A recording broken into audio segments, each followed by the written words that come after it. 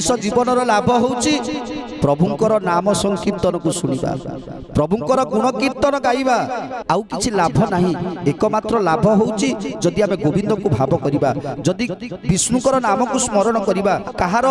पर चर्चा पर कीर्ति पर गारिमा भाबिबा को बंद कर दवा किए कौन कला किए कौन न कला किए कोउटी भूल कला किए कोउटी ठीक कला से सब को न भाबी केवल प्रभु को पादरे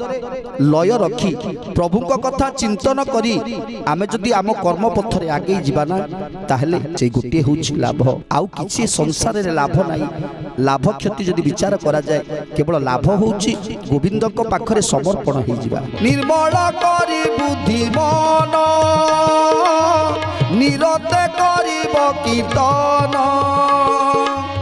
ए मन स्थिर करिबारे गोविंद बिना के बापा।